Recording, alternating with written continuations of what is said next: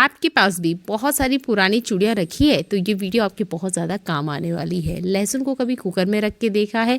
प्याज को काटने का सबसे आसान ट्रिक मैं आपको बताने वाली हूँ और भी बहुत से कमाल के टिप जो आपकी लाइफ को आसान कर देंगे। Hello, good morning viewers, welcome to back our channel. पहला यूजफुल टिप मेरा लहसुन से जुड़ा हुआ है। इस लहसुन को छिलना कोई भी पसंद नहीं करता है क्योंकि जब भी हम इसे छिलने जाते हैं ये हमारे नाखून में काफ़ी ज़्यादा दर्द देता है।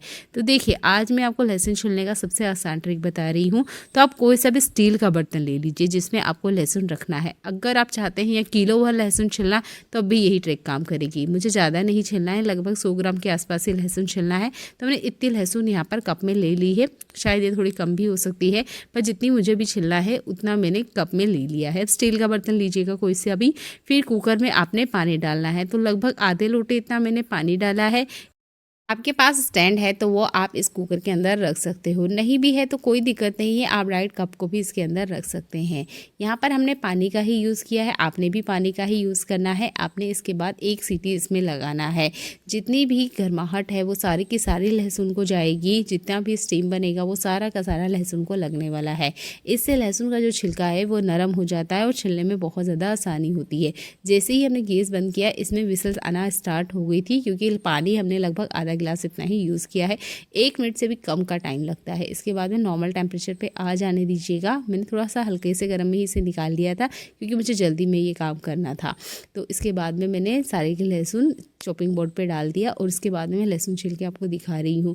यहाँ पे ना आपको चाकू चाहिए, ना ही कोई ढक्कन चाहिए, ना ही कुछ और चाहिए कि इसका छिलका छिलने में आपको किसी तरह की कोई दिक्कत हो। बस इस लहसुन के छिलके को पकड़िए और आप देखेंगे छिलके बहुत आसानी से निकल के बाहर आ जाते हैं। नॉर्मल तो हम क्या करते हैं, लहसुन को इस तरीके से पकड़ते हैं, इसकी मुंह वाले हिस्से को दबाते हैं, फिर इसका छिलका बाहर आता है। पर जैसे ही आप इसे कुकर में रख के बाहर निकालते हैं तो इसका छिलका इतना ज़्यादा नरम हो जाता है कि आप हल्का सा प्रेस भी करेंगे ना तो इसका जितना भी मुलायम हिस्सा है, ये अंदर का लहसुन है, वो सारा का सारा बाहर आ जाता है। तो लहसुन छिलने का ये सबसे आसान ट्रिक है, इसे ज़रूर करके देखिएगा। अगर आपको भी लहसुन छिलना बिल्कुल पसंद नहीं है या आपको ऐसा लगता है कि लहसुन छिलते छिलते नाखून में बहुत ज़्यादा दर्द हो जाता है, उम्मीद करती हूँ छोटा सा है कि आपको ज़रूर पसंद आया होगा। अगला यूज़फुल हैक मेरा प्याज से जुड़ा हुआ है। इस प्याज को काटते वक्त अक्सर हम एक गलती करते हैं जो कि मैं आपको दिखा रही हूँ। अगर आप भी इस गलती को करते हैं तो बिल्कुल ना दोहराएं।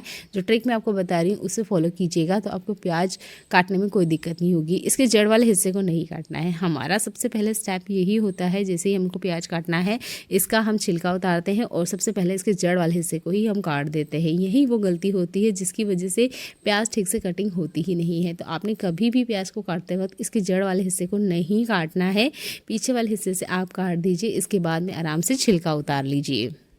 इसके बाद में आप मेरे हाथों को ध्यान से देखिएगा। मैंने एक नाइफ़ लिया है और इसके साइड में से पतले पतले इस तरीके से स्लाइड्स निकालते जाना है। यहाँ पर ध्यान देना है, हमने जड़ वाले हिस्से को रखा है जिसकी वजह से ये पूरी तरह से कट के बाहर नहीं आते हैं, हल्का सा वहाँ टकराव की वजह से रुक जाता है। तो इसी तरीके से हमने इसको चौकोर साइज़ में कट कर लेना है।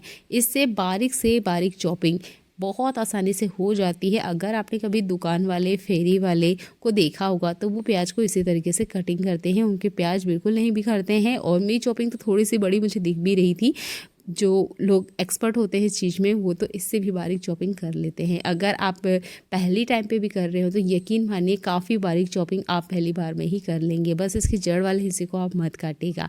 और देखिए फाइनल प्याज कट चुका है और जो जड़ वाला हिस्सा है वो मैं आपको दिखा रही हूँ। है ना आसान सा ट्रिक, इसे ज़रूर ट्राई करके देखिएगा, आपको बहुत ज़्यादा ये पसंद आने वाला है। अगला यूज़फुल हैक मेरे घर में पड़ी हुई बेकार चूड़ियों से जुड़ा हुआ है। मेरे पास बेफिज़ी काफ़ी सारी चूड़ियाँ हैं जो कि बेकार है, जिसका मैं कोई यूज़ नहीं करती हूँ। कारण है कि जब हम चूड़ियों को कंटिन्यू यूज़ करते हैं तो उसके नग गिर जाते हैं। तो यहाँ पर भी मेरे पास कुछ इस तरह की चूड़ियाँ हैं। आपने लेनी है लेस, जिस भी कलर की आपके पास लेस है उसका आप यूज़ कर लीजिएगा। साड़ी वगैरह में से जो लेस निकलती है उसका भी आप यूज़ कर सकते हैं। ये लोकल मार्केट से मैंने ली थी, मात्र 10 रुपये में मुझे पड़ी। काफ़ी बड़ी, मतलब लगभग 5 मीटर के आसपास आ गई थी। तो मैंने इसी का ही यूज़ किया है। और इस तरीके से आपने इसको अच्छे से कवर करते हुए इस चूड़ी के ऊपर लपेट लेना है। चाहे तो आप यहाँ पे फेविकॉल फेविक्विक का यूज़ कर सकते हैं। वैसे मुझे इस चीज़ को करने की आदत है, तो ना मैं फेविकॉल यूज़ करती हूँ, ना ही मैं फेविक्विक यूज़ करती हूँ, और इसको अच्छे से इस तरीके से कर लेती हूँ। ये एक ट्रिक है, अगर आप चाहते हैं तो कमेंट कीजिएगा, मैं नेक्स्ट वीडियो ज़रूर बना दूँगी इस चीज़ के ऊपर। अब मैंने यहाँ पर फेविकॉल आपको दिखाया, आप चाहे तो इसे स्टिक कर सकते हैं। अच्छे से इस तरीके से ये चिपक जाएगी। चूड़ियाँ अच्छे से कवर हो गई है, पता नहीं चलता है कि अंदर हमने चूड़ियों का यूज़ किया है, ऐसा लगता है जैसे रिंग का ही हमने यूज़ किया है।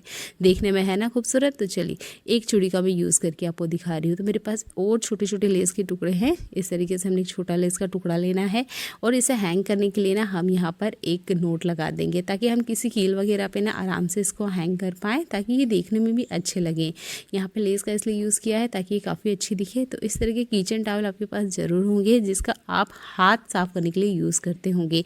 इस टॉवल का एक तरफ से मैं छोटी छोटी प्लेट बना रही हूँ, आपने भी इस तरीके से प्लेट बना लेनी है। इसके बाद में जो चूड़ी है या जो भी रिंग आपके पास है, उसके अंदर कुछ इस तरीके से आपने डाल देना है। यहाँ पर और भी मेरे पास लेस के टुकड़े हैं, इसको मैं इसके ऊपर लगाऊंगी और आपको दिखा रही हूँ किस तरीके से हमने एक फीता बनाना है, जो कि हम ज़्यादातर बच्चों के बालों में या लड़कियों के बाल में बनाते हैं, जिसे फूल भी बोलते हैं, फीता भी बोलते हैं। इसे यहाँ पर टाई करके हमने लगा देना है, ताकि देखने में काफ़ी खूबसूरत लगे। अगर आपके घर में गेस्ट वगैरह आ रहे हैं ना, तब तो ये ट्रिक आपकी बहुत ज़्यादा काम आएगी।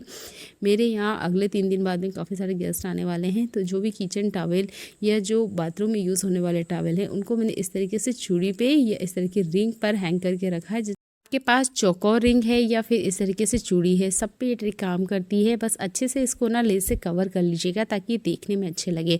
तो देखिए यहाँ पर मैंने मोटे टॉवल को इस तरीके से इस पर हैंग किया है, और इस चूड़ी के ऊपर मैंने पतले वाले टॉवल को हैंग किया है। अब देखिए ये देखने में काफ़ी सुंदर लग रहे हैं ना। तो छोटा सा ही ट्रिक है, इसे ज़रूर फॉलो कीजिएगा। अगर मार्केट से आप इस तरह के टॉवल लेकर आते भी हैं, तो आपने देखा होगा नॉर्मल टॉवल की बजाय उसके प्राइस भी काफ़ी ज़्यादा होते हैं। तो उम्मीद करती हूँ ये छोटा सा हैक भी आपको पसंद आया होगा, और इस तरीके से आप अपने घर को अच्छे से ऑर्गेनाइज कर सकते हैं। जब भी आपको किचन में हाथों को क्लीन करना हो और फिर वाइप करना हो, तो इस तरीके से आप इन टॉवल का यूज़ ले सकते हैं। चलिए देख लेते हैं आज का एक और कमाल का टिप। तो गर्मियों के सीज़न में क्या होता है कि हम आटे को अगर थोड़ी देर भी बाहर रखें, तो ये आटा ना सूखी परत पकड़ लेता है, या रोटी अभी बन गई है, इसके बाद थोड़ा सा आटा हमने उठाना है। तो आज थोड़ा सा ज़्यादा ही आटा लग गया था। मैंने इस कटोरी को निकाला था कि मैं इसके अंदर आटा रखूँगी, पर नहीं रख पा रही हूँ, क्योंकि आटे की क्वान्टिटी ज़्यादा है। या किसी भी कंटेनर में आप रखते हैं, अगर वो फ़िलहाल में भी खाली नहीं है, तो आप ये तेल के जो पाउच है ना, इसका यूज़ कर सकते हैं। तो यहाँ पर जो आटा है वो मैं आपको दिखा रही हूँ, आधा आटा बच गया है। और अगर इसी तरीके से मैं खुला रखूँगी, फ्रिज में भी खुला रखती हूँ, तो परत काली हो जाएगी, ऊपर से इतना हार्ड हो जाता है कि दूसरे टाइम इसका यूज़ करने का बिल्कुल मन नहीं करता है। और इसके ऊपर हमें ऑयल या घी की एक परत लगानी होती भी है। तो सबसे पहले जितना आटा है वो आप उठा लीजिए, अच्छे से इसको मसिएगा, ताकि इसकी ऊपरी जो परत है वो अंदर की तरफ चली जाए। ये भी हल्का सा हार्ड हो गया था, बाहर रखा हुआ था 10 मिनट से, तो इसकी ऊपरी परत ना वो हार्ड हो गई थी। अंदर की तरफ मैंने दबा दी है, ताकि वो अच्छे से नरम हो जाए। इसके बाद जो तेल की थैली होती है ना, इसके अंदर पहले से ही थोड़ा सा तेल होता है, तो हमें यहाँ तेल डालने की बिल्कुल ज़रूरत नहीं है। अगर इसके अंदर तेल पूरी तरीके से ख़त्म हो चुका है, तो आप 3-4 ड्रॉप इसके अंदर कुकिंग ऑयल डाल दीजिए। उसके बाद में इस आटे को डाल दीजिए, आपको तेल भी ज़्यादा नहीं लगेगा। और इसके बाद सबसे अच्छी बात है, इसके लिए आपको अलग से कोई कंटेनर यूज़ करने की ज़रूरत नहीं है। ये प्लास्टिक बैग काफ़ी ज़्यादा हार्ड होता है, तो इसके अंदर ऑयल की 2-4 बूंद डाल लीजिए। वैसे तो ये पॉली बैग मैंने अभी खाली करा है, तो इसके अंदर पहले से तेल था।